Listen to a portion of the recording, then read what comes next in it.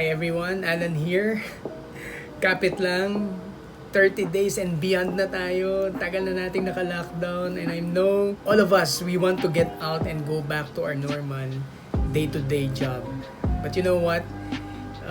If there's one positive thing that this COVID pandemic has brought into our lives, it's really more time with our family and our children. Si Pastor Larry nga parating sinasabi sa akin, Alan, enjoyin mo yung time na to. And this is a time that our children will have their own stories. And these stories, they will tell it to the next generation, to your children's children, sa mga magiging apo mo. And when I heard that from Pastor Larry, it got me thinking, if this is a story that will be told to the next generation, what am I doing now?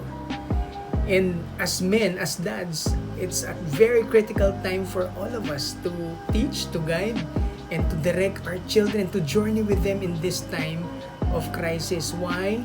Because this time will be told to the next generation and it will impact not just their life today, but their lives in the future. And I remember growing up, kaming Magtoto family, we are 3 siblings in the family. Marami rin kaming dinaanan na mga crisis. Merong EDSA Revolution Crisis, 87 coup d'etat, 1990 na Asian Crisis, tapos meron pa yung 2008 na recession. And at the same time, na-ondoy pa kami last 2009. But you know what? In all those crises that we face as a family, we saw the leadership of our dad. And some of the things that he showed us and he applied during those time of crisis, nagagamit na namin ngayon. And that's what I want to share to you tonight. 3 things that I learned from my dad that are now helping me in leading my family in a time of crisis. So yung number 1, pagtitipid at pagpapahalaga sa kung anong meron ka. I remember growing up, yung bottle ng Del Monte ketchup, pag binubuksan ko na yan, sasabihin niya sa akin, Alan, tipirin mo yan, Del Monte yan. Get only what you can finish. And every time may tira, kakausapin ako niyan, Alan, pahalagahan mo yan. Kahit na konti lang yung tira na yan, mahalaga yung value niyan. Tipirin mo. And come to think of it, ngayon na nandito tayo sa time of crisis and we need to tighten our belts, cut cost, it helped me a lot. Yung ganong mindset na kailangan pahalagan ko even the smallest thing. Kaya yung mga anak ko, sinasabihan ko rin ngayon, get only what you can finish. Pag yung rice mo, hindi mo naman matatapos yan, sayang, itatapon lang. Ang daming taong hindi kumakain today. So matuto tayong magtipid at pahalagahan kung anong meron tayo. Pangalawa, pagmamahal sa trabaho. You know, my dad worked for more than 30 years in the banking industry and I never saw him absent. Kung meron man, siguro bihirang-bihira lang, may sakit pa siya noon. But he really instilled hard work and love for work sa aming mga magkakapatid. And grabe yan, sobrang strict sa time yan, ayaw niya nalilate.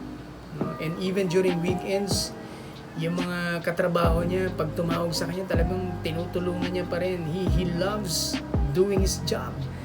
And ngayong time of crisis, siguro na-instill din sa akin yung work ethic na yun na love your work. Mahalin mo yung trabaho na binigay sa iyo ng Panginoon. Although nung umpisa, nag-a-adjust ka dahil nagbago yung nature of work mo, naging work from home.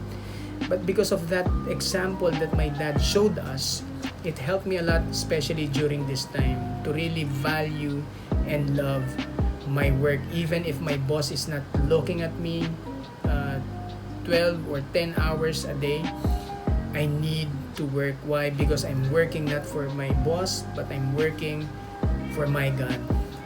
Pagmamahal sa trabaho. Yung pangatlo, pagmamahal sa ibang tao. You know, as I've said, yung dad ko, 30 years in the banking industry, and every time we visit a branch that he managed before, sobra yung warm welcome ng mga empleyado at mga colleagues niya. And you would really feel na ang dami niya ring natulungan and ang dami nagmamahal sa kanya. You know, I realize people would not care unless they know you care. And Ngayon na nandito ako sa trabaho na ang main ano namin talaga is tao, I realized loving others is valuable. And especially in a time like this, no, dito mo masusubukan kung ano ba talaga ang itsura ng church. Loving others, and that love for others was instilled to me long time ago by my dad. Ngayon ko lang talagang na-appreciate, no, yung mga pinakita sa amin ng dad ko, bringing us to different branches that he handled. Yun pala yun. Yun nakikita namin na pinapakita sa amin ng mga kasama niya sa trabaho, na sobrang respetado nila yung dad ko, and they love working with my dad. Kahit nung pa-retire na siya, pinag-party siya talaga ng mga kaopisina niya. Hanggang ngayon, tinatawagan pa rin siya. Loving others. No, and nakuha ko yan sa dad ko. Thank you, Popsy, for showing us how to love others. Now, dahil birthday din ng father-in-law ko, Daddy Ray, who passed away 8 months ago, let me just honor him. Marami rin akong actually nakuha sa kanya, natutunan. But one thing that I learned from my father-in-law in the 20 years that I was with the family,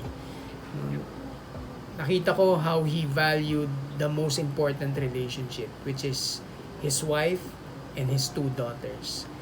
And sa kanya ko rin nakita na yung love is spelled as T-I-M-E, time. Grabe yan.